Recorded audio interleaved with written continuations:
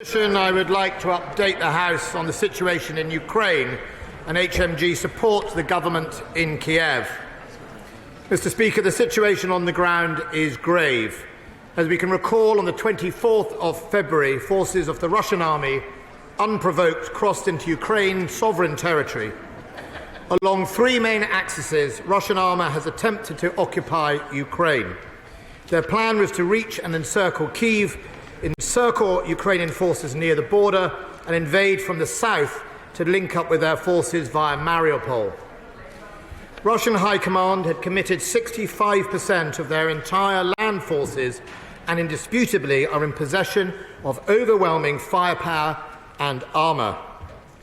It is estimated that at the start of this invasion they had between 110 and 120 battalion tactical groups dedicated to the task, compared to approximately 65 in Ukraine. Their missile stocks gave them even greater strength to reach Ukraine at distance.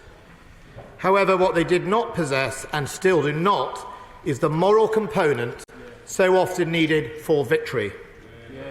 Mr. Speaker, after 14 days of the war, according to the Ukrainian General Staff at the 6th of March, Russian casualties were assessed to include 285 tanks, 985 armoured fighting vehicles, 109 artillery systems, 50 multiple launch rocket systems, 44 aircraft, 48 helicopters, and 11,000 soldiers who have lost their lives needlessly.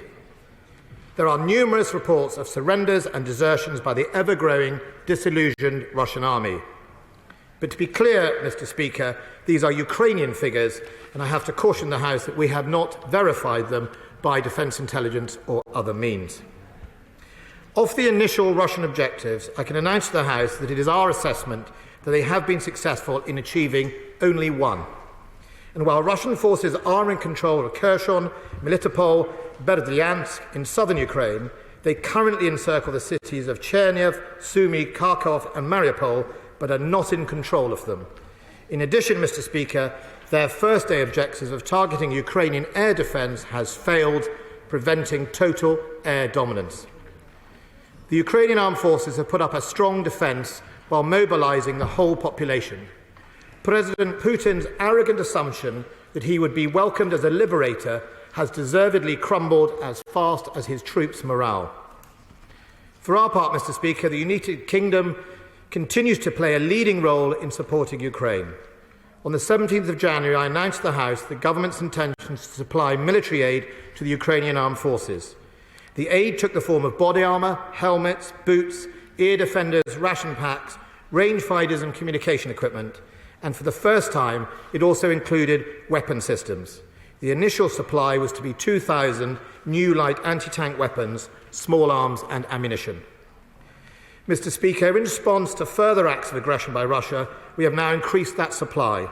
I can update the House that as of today, we have delivered 3,615 NLAWs and continue to deliver more.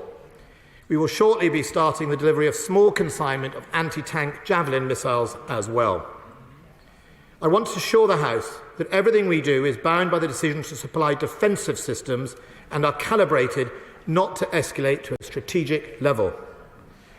Britain was the first European country to supply lethal aid, and I was pleased that not long after a military aid donor conference I held on the 25th of February, that many more countries decided to do the same. From right across Europe, the donations came. In particular, I want to highlight the Netherlands, Sweden, Finland, Denmark, Poland, Romania, the Baltic states, Belgium and Slovenia for their leadership. And we should not ignore the significance of the German government in joining us in a change of stance and donating such aid.